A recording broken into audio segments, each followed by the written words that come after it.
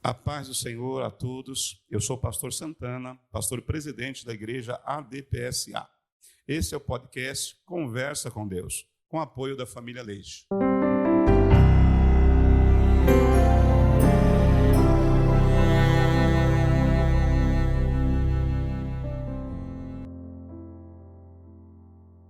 Olá a todos, meu nome é Nicolas e esse é o podcast Conversa com Deus.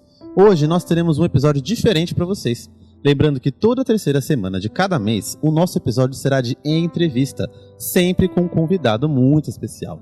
E hoje a nossa convidada é a irmã Ademária Seixas, mais conhecida como Irmã Mara. Boa noite, Espírito Santo. Muito bem-vindo ao nosso podcast Conversa com Deus. Olá a todos.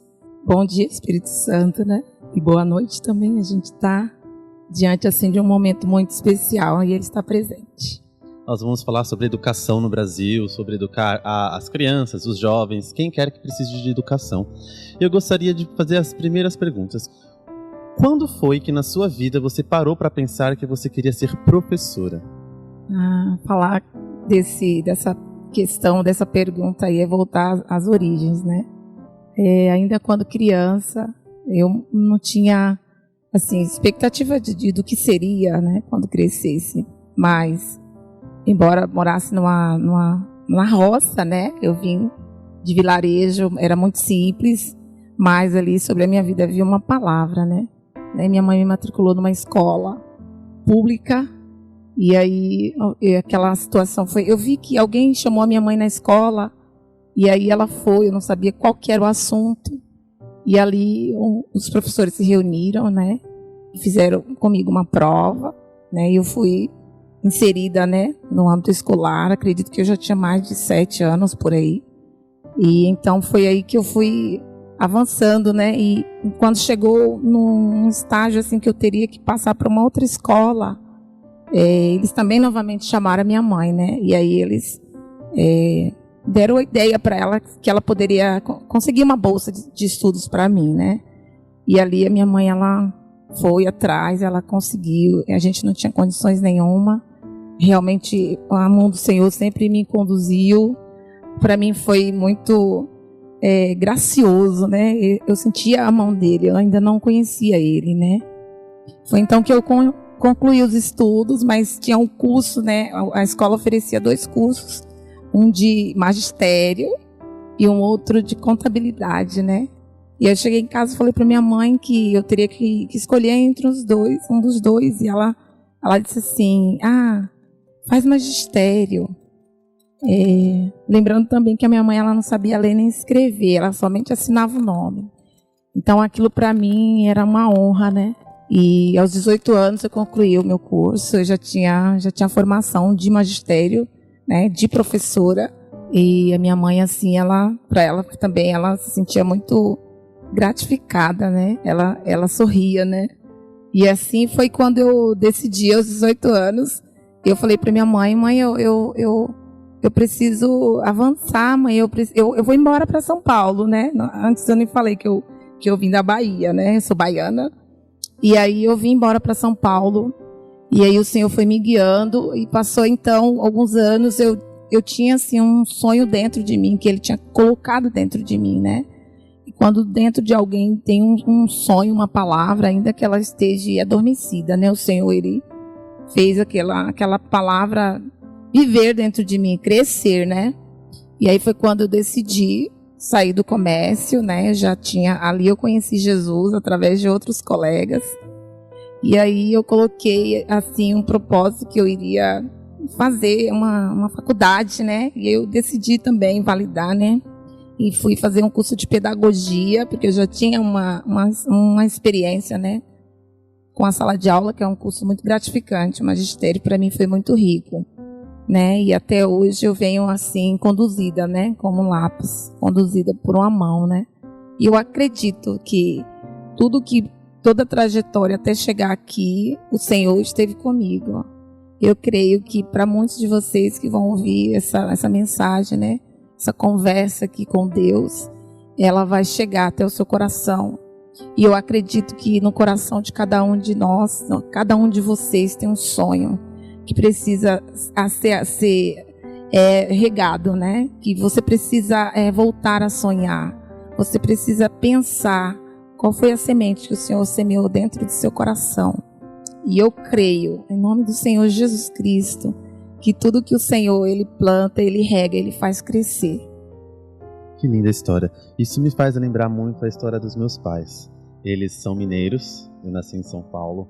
E quando eles eram pequenos, eu acho que toda criança de interior, ela tem essa história de ir para a escola na estrada de terra, pegando sol, caminhando por horas. Sim. E infelizmente a educação nos interiores ela é escassa. E muitas famílias encontram esse problema. Os pais dos meus pais também a mesma história da sua. Só assinavam o nome, não sabiam ler. E a minha mãe só foi terminar, aliás, os meus pais só foram terminar a educação deles quando eles chegaram em São Paulo.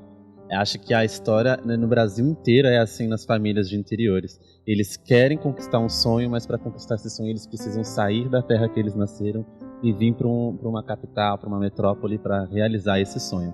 Isso é muito difícil e isso precisa ser mudado. Sim. E essa questão me leva à segunda pergunta. Na sua visão, como a educação pode transformar a vida de uma pessoa? De qualquer que seja tanto uma pessoa que está no interior com um acesso à educação escassa, ou seja uma pessoa privilegiada num status maior. Como que a educação pode transformar essa vida? Pertinente, né? Você falou aí dos pais que buscam, né? Que vêm do interior para cá, né? Isso traz essa questão de mudar, da educação mudar, né? De uma visão, de uma outra ótica, né? E ela traz essa mudança, traz uma expectativa de vida, né? A pessoa começa a descobrir que ela não é só um ser pensante, ela é um ser ativo, né? Ela tem mente, ela tem coração, né? E todo coração que tem um sonho, ele também vai dar frutos, ele vai ter desejo de mudar, né? E a educação é sim um canal, né? Um cano que vai levar esse sonho a ser concretizado, né? A ampliar através da família, né? E a expectativa de vida, né? A pessoa começa a pensar de uma maneira mais consciente com relação à saúde, né? Cuidar mais do corpo, da mente, né? Vai entender por que algumas coisas acontecem no social, né?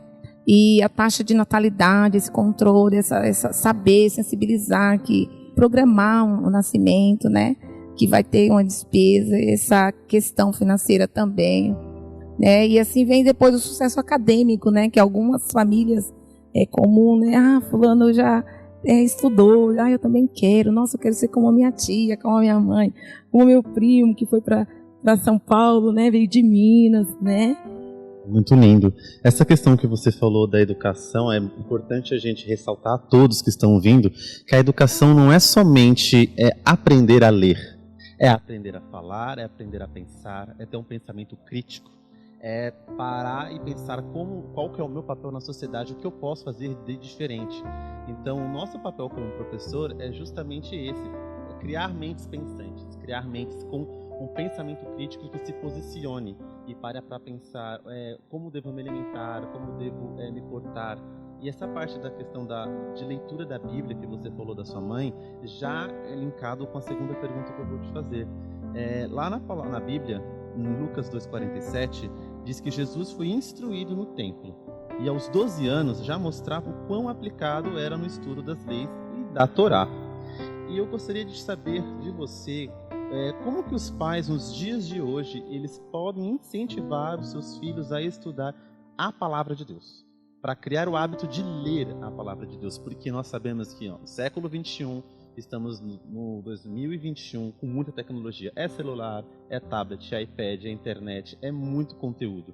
Esse texto é bem peculiar, né? Ele traz uma questão que eu chamaria se eu colocasse o tema de uma mensagem, eu colocaria: cadê Jesus? Porque o Jesus, ele aqui aparece como, em primeiro, ele vem somente em 2 momentos até 12 anos. Né? Ele foi levado ao templo para ser circuncidado segundo a lei, né? E depois desse momento, ele aparece com 12 anos. E é incrível você observar que não tem relatos aqui da infância de Cristo, ou seja, do período do nascimento até 12 anos, né? O que a lei chama de período de infância, né? Que é um direito à criança de ser preservada, né? E esse texto é bem peculiar com relação a essa questão de preservar a criança de algumas informações, né? A gente, como você colocou, que as plataformas elas trazem muitas informações de uma vez só, é um boom de informações. E essa questão de os pais ali estarem de olho na criança, né? Cadê meu filho, né? Onde ele está? O que ele está vendo? Essa questão de estar atento, né? Eles perderam Jesus ali. Eles tiraram os olhos de Jesus. Quando eles foram observar onde Jesus estava, eles foram procurar na casa dos parentes. E assim, essa questão é bem peculiar, porque hoje a educação das crianças ela está muito terceirizada, né? Fulano cuida, fulano olha, eu vou ter que sair para trabalhar. Então, por que esse relato está aí nesse texto? Por que ele está escrito que os pais perderam o filho ali, né? E assim, muitas das vezes, hoje vivendo agora no século XXI, com tanta informação, com tanto trabalho, com tudo corrido, com tudo para ontem, né? As crianças elas acabam ficando assim fora do olhar dos pais, né? E as crianças elas estão assim, em sua maioria, assim, com muita informação que ali não está sendo preservada, né? Pelo termo infância. Né? E a gente observa para esse texto que Jesus ele estava seguro. Foi encontrado na sinagoga falando com os doutores. Por quê? Porque o pai é o espelho. Ele estava sendo dirigido pelo próprio pai, né? Até disse, né? Estou, né, cuidando dos negócios do meu pai. Ou seja, o pai é o espelho, né? O pai é o exemplo. Né, essa questão de a criança vai fazer uma leitura, pais que leem, filhos, bons leitores, né? Eu costumo salientar que a leitura, ela transforma, ela leva para outro nível de pensamento, né? Boas leituras. E a Bíblia, sim, a Bíblia é uma bússola, né? A Bíblia é um livro de receita. Muitos críticos falam, né? Não existe receita para criar filhos, sim. Existe uma receita, um modelo, um espelho, né? E ela vem com manual, né? Ela vem com manual e Provérbios ele diz assim que instrui o menino no caminho que deve andar e até quando envelhecer não se desviará dele. Provérbios 22:6. Essa é uma receita infalível. Ainda que ele vá de Minas para São Paulo, ainda que ela venha da Bahia para São Paulo, ainda que ele vá do Brasil para os Estados Unidos, ainda que ele vá para o Canadá, ele não vai esquecer do modelo que ele aprendeu. Veja, Jesus, ele se perdeu ali no meio da mãe e do pai, mas do pai terreno, né? Mas ele tinha uma direção do pai, do céu. Ele estava ali sob a direção, sob o comando do pai, porque o pai era o modelo para ele, né? E assim, Jesus ele estava sendo guiado, né? Assim como um lápis, né, que é guiado por uma mão, né? Eu tenho certeza que nós estamos sendo guiados por uma mão muito poderosa, que tem colocado dentro de nós sonhos, desejos de chegar a algum lugar. Jesus estava ali como modelo. Então, como que os pais vão levar, né, essa questão da leitura, principalmente da Bíblia, né, que é tão complexa, mas que quando você invoca o seu Espírito Santo, o poder dele, ele vai te levando, te conduzindo a cada palavra, né, cada vírgula, cada pingo, né? E então, como que pode estar você, pai, você, mãe, você, educadora, leia para o seu filho, leia. Filhos que observam, você é modelo para ele. Você é um livro que o seu filho está lendo. O filho é o reflexo, é o espelho, né? A imagem que reflete é do pai. Amém? Amém, Namara. Para finalizar essa entrevista, eu vou vir com a terceira pergunta. E a gente precisa trazer toda essa questão da educação, dessa discussão que estamos tendo agora, para o cenário atual, mundial. Estamos em pandemia, lockdown, quarentena, e todas as áreas no mercado de trabalho tiveram que sofrer algum tipo de modificação, alguma adaptação. E não foi diferente na área da educação. Os professores começaram a lecionar remotamente, as aulas passaram a ser online. Da mesma forma, os alunos tiveram que se adaptar para poder receber esse conteúdo de forma online. E muitos dos professores não tiveram um treinamento para esse tipo de metodologia online. Graças a Deus eu já tinha tido experiências online. Eu dava algumas aulas online para alunos particulares meus que não conseguiam ter aula num determinado dia, então eu acabava remarcando para lecioná-los de forma online. Então eu já estava acostumado. Mas infelizmente o Brasil não teve essa preparação dos educadores. E aí chega na pergunta que eu quero fazer. Você acha que é uma maneira eficaz de se ensinar? Houve alguma dificuldade da sua parte para se adaptar nesse modelo de aprendizagem? Como que a gente pode usufruir, aproveitar dessa forma de ensinar, sendo que nós estamos em nossas casas e podemos ensinar quando e onde nós quisermos? Questão extremamente delicada, né? Bem delicada, porque ela envolve muito o âmbito da aprendizagem real, né? E a virtual, né? Para mim foi um salto muito alto, né? Assim que deixamos o prédio da escola para a sala da escola para a sala de casa, né? Que virou a cozinha, virou o quarto, ou seja, qualquer espaço virou local de estudo e ensino e aprendizagem. Eu gosto das mídias digitais, né? E elas nos ajudam, sim, traz uma força, né? De uso, né? Com equilíbrio, claro, né? Porque também tem muita informação de uma vez só e acaba também você tem que ter uma disciplina de tempo, né? Então essa questão para mim foi muito assim tranquilo, né? Eu diria tranquilo porque você quando você sabe para onde você vai, você tem uma certa facilidade de entender como usar, mas que aquilo não é só raso, você tem que mergulhar em conhecer, né? Então, o maior desafio foi manter para mim os alunos nas plataformas. Esse, para mim, foi o maior desafio. Porque exige muita disciplina por parte do aluno. Uma vez que, em sua maioria, se deparam com muitas distrações, né? E porque nem sempre tem um adulto com esse aluno, né? No caso eu ministro aula para alunos de 5º ano, né? Eu trabalho com os maiores, então são alunos bem mais independentes, né? E acontece que eles muitas das vezes até precisam de auxílio de um adulto, né? E eles ficam um pouco meio desmotivados até às vezes, né? De estar ali, ai, que saco, né? Eu não estou vendo, né? Ai, eu queria estar lá na escola, né? Então essa questão de olhar o seu aluno, sentir o que ele tem para te trazer, porque ele também nos ensina, né? Ele traz assim questões que você vai, poxa vida, eu vou estudar isso, vou buscar, vou entender. Então ele também acaba nos ensinando. E para mim foi o maior desafio, não olhar para o meu aluno nos olhos, né? E sentir que necessidade que ele tem ali e que sonho que ele deseja, porque eu não posso conversar muito com ele ali, porque eu não tenho essa possibilidade, né? Mas a questão da disciplina de estudo, essa é uma questão muito que caiu num cunho muito pertinente, que os pais têm que estar presentes, sim, né? O pai, ele não pode tirar o olho do filho, né? Ele tem que estar com o olhar firme ali, o que meu filho está fazendo, né? O que ele precisa, né? Então, esse momento eu acredito que ele foi reservado, né? Para que esses pais tivessem autoridade sobre os seus filhos, para que eles tivessem uma noção de como é uma criança sem direção, sem rumo, né? E a gente sabe que é muito perigoso, né? Nós temos muitos crimes cibernéticos aí que acontecem diariamente, né? Muitos sites mal intencionados, né? E que esses pais têm que estar de olho, têm que estar ali, ó, com o olhar em cima. Cadê meu filho, né? Cadê onde que está? Ah, mas eu preciso trabalhar. Sim, mas existe tempo para tudo, né? Debaixo do sol. Diz o Salomão, sabe o Salomão, né? Em Eclesiastes capítulo 3, que há um tempo determinado para todas as coisas.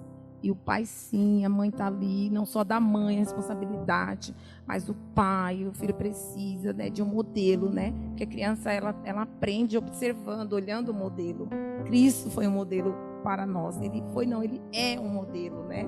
O pai, ele é modelo para Cristo, né? Ninguém vem a mim, né? Ninguém vem ao Pai se não for através de mim. Por quê? Porque ele é modelo, né? Do Pai, né? Quem vê a mim, vê o Pai, né? Então, quem vê o filho, vê o Pai. Quem vê a filha, vê a mãe. Né? Até os trejeitos. E nós temos que observar isso. pai, mãe, você é modelo para o seu filho. Você é o espelho. Você vai refletir o brilho de um pai e de uma mãe. Amém? Amém.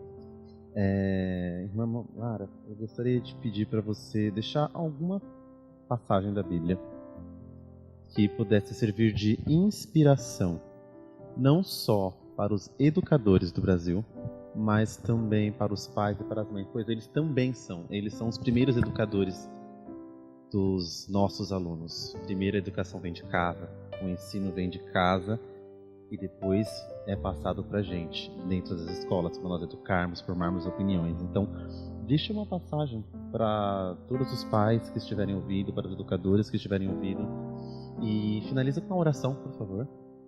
Amém.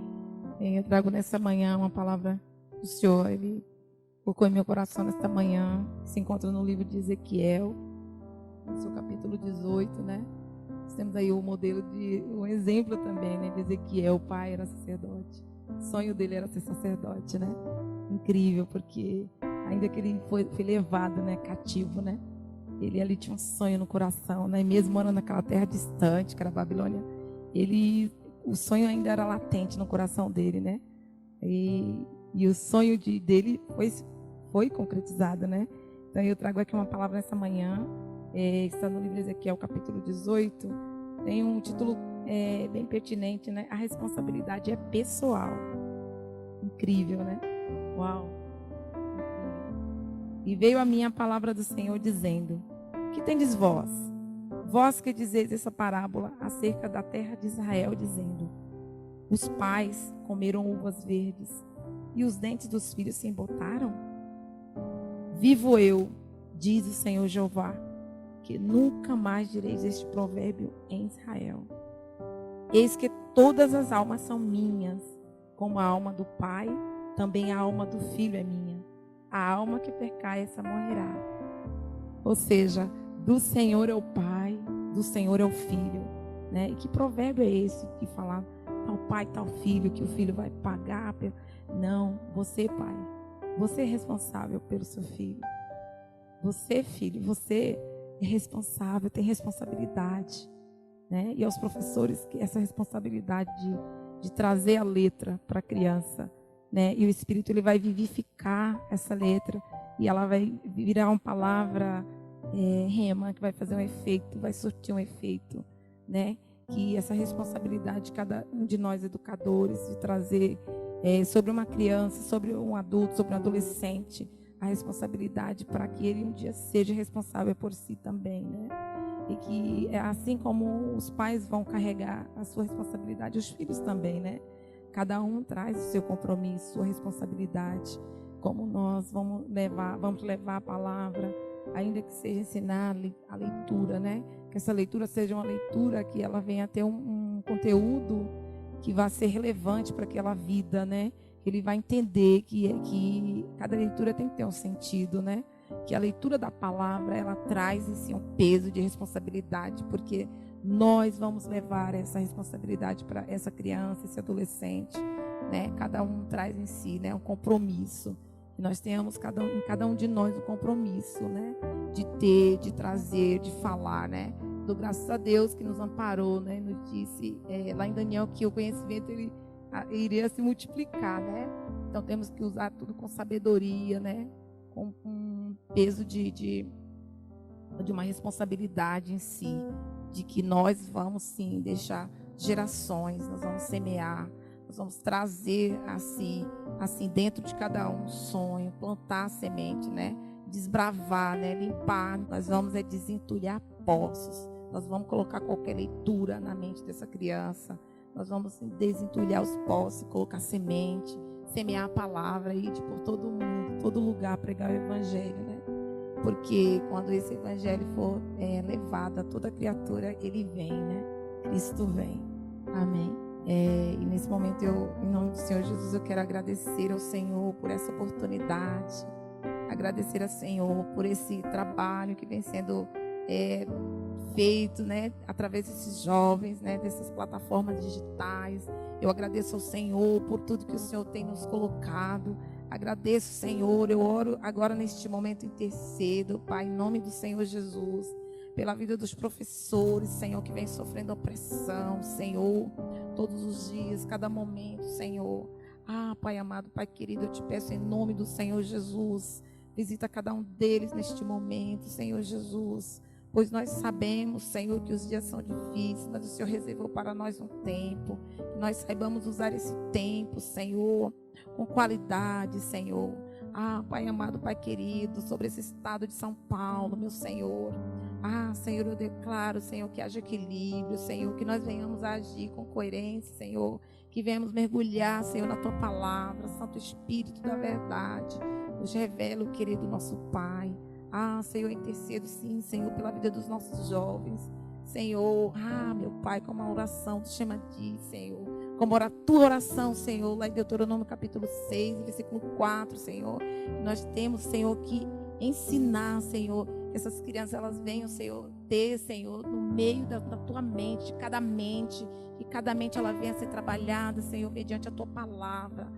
Pai amado, Pai querido, vem cuidando das nossas crianças, protege, Senhor, guarda as nossas vidas, Senhor, eu declaro um tempo novo, Senhor. Eu declaro, Senhor, cura, Senhor, sobre as mentes, Senhor, sobre os pensamentos, Senhor, que mentes venham ser desentulhadas, Senhor, que a Tua palavra, ela venha, Senhor, estar gravada no coração de cada um, Senhor. Em nome do Pai, do Filho e do Espírito Santo, agradeço, sim, Senhor, cada liderança, Senhor, que está diante de um trabalho, Senhor, evangelístico, Senhor, de manter, Senhor, o Teu evangelho sendo pregado, Senhor. Deus maravilhoso, que venha cura sobre os nossos corações. Eu te agradeço, Pai, em nome do Pai, do Filho e do Espírito Santo. Amém. Eu quero agradecer a todos vocês que estão ligados aqui com a gente, todos os educadores que estão escutando este podcast. Eu quero agradecer por você, pai e mãe, que parou um pouco do seu tempo para ouvir mais sobre a educação. Quero dizer que todos vocês que estão na frente na educação dos seus filhos são como espelhos. Que vocês possam, a partir de hoje, criar mentes pensantes para o bem, que nós possamos crescer, que a educação no Brasil possa crescer. Eu agradeço a você também, Mamara. Obrigado pela sua participação. Eu agradeço. E teremos mais entrevistas nos próximos episódios. Muito obrigado e até mais. Amém.